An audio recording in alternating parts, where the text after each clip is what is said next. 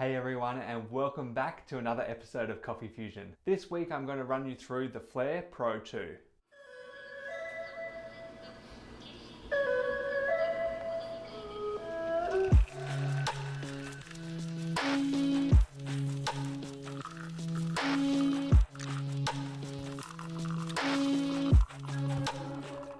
Now, first of all, this video is long overdue. I've had the Flair Pro 2 for a couple of months now, and just to be open with you from the outset, I was given this by Flair because they watched a bunch of my videos and enjoyed what they saw.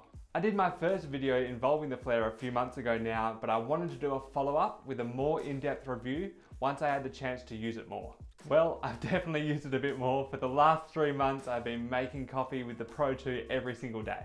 I actually enjoy it so much that my rocket has been getting used only for steaming milk since figuring out the workflow of the Pro 2. So let's jump straight in and get started by talking about that workflow for making espresso. Now, one of the biggest keys to making good espresso with the Pro 2 is your preheating. If you're using a darker roast, you can probably get away with pouring some boiling water into the water reservoir, letting it sit there for a few minutes and then tipping it out and putting fresh hot brewing water in. However, if you're using a light or medium espresso roast, you really need to put some effort into making that water reservoir very hot so that you don't lose any temperature in your water when you're extracting the espresso. Now, there are a range of ways you can actually do this. So some people like to put the whole water reservoir into the kettle, let it boil for a few minutes and then pull it out with tongs. Others like to let their kettle get to a rolling boil and then sit the water chamber on top of the kettle, letting the steam heat it up while getting the rest of their equipment ready. Now, I understand I've put a bit of time there into explaining the preheating, but it is actually super important. If the water chamber doesn't get hot enough to keep that brewing water at the temperature for your extraction, you would definitely under-extract the espresso. And if you're still pretty new to the espresso game, just remember that that under-extracted coffee will taste super sour.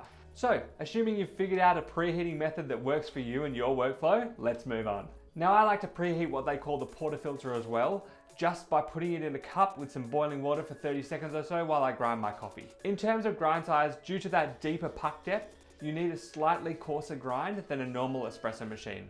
So for example, on my EK43, my Rocket Giotto uses a grind setting of 1.5 to 2 for a 20 gram dose. The Flair uses about the 2.5 mark. So we grind our coffee, dry your heated portafilter, use the dosing ring to tip your coffee into the portafilter, and a scale to make sure you have the correct dose. From here, we just want to use our distribution method of choice to settle those grounds and use the included tamper to tamp it nice and straight.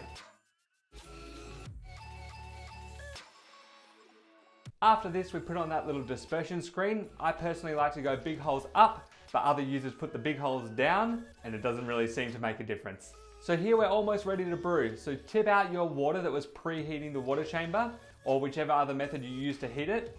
And now we sit it on top of the portafilter and pour your hot brewing water in at your desired temperature. As I said before, I've just been using water from the rocket tap. It's nice and hot and it seems to give me nice balanced extractions. But if you're using water from a kettle, I definitely recommend using hotter water like 95, 96 degrees. So now we just connect that pressure gauge, put it all in the stand and get ready to brew. Remember to put your cup and your scale underneath. Now, in terms of extraction time, somewhere between 45 to 55 seconds is a good starting point with that traditional 9-bar extraction. The deeper coffee bed in that portafilter means that the balanced extraction is slower than what we'd typically find on an espresso machine. So don't be too worried if your extraction times are quite long. My personal go-to recipe is to have 10 seconds of 2-bar pre-infusion, followed by ramping up to 9 bars for majority of the extraction, and then easing back off the pressure to my desired yield at the end. I've been pulling shots 20 grams dose in and 50 grams out for the last few months and really tasty results with a range of different coffees. So once you've reached your desired yield, I'd recommend grabbing a second cup to catch the remainder of espresso, pushing through the rest of that water to make it easier to clean at the end. From here, I usually just let things cool before pulling apart the portafilter, cleaning out the coffee and wiping everything down. I also reset the plunger so it's ready to go for next time. So what are my thoughts on the Flair Pro 2? Well, I love it so much that I've been using it every day for the last 3 months. It's actually the only way I brew espresso at home now, and my poor rocket just sits there and it just steams the milk for milk coffees. So if you are a black coffee only drinker and you're happy to go through that preheating ritual, this is such a good brewer for you. And if you enjoy milk coffee, you could pair this with something like the Nano Foamer to get great milk coffees as well. Or perhaps you're moving on from Nespresso or something like that and you have a heat frother from your Nespresso, you could pair that with it also. For me, it's such an awesome brewer. Aside from the preheating, that's probably the only thing that holds it back for me. And so when Flair announced the Flair 58 with that electric heated brew chamber, I was in. So the Australian supply has been a few months behind everyone else, but it finally arrived and I have one on the way. So very soon there will be a YouTube video with me and the Flair 58, finally. Anyway everyone, hopefully this video has helped you to understand the Flair Pro 2 a little bit better. Maybe you just got one recently or you're thinking of buying one. Hopefully this video helped.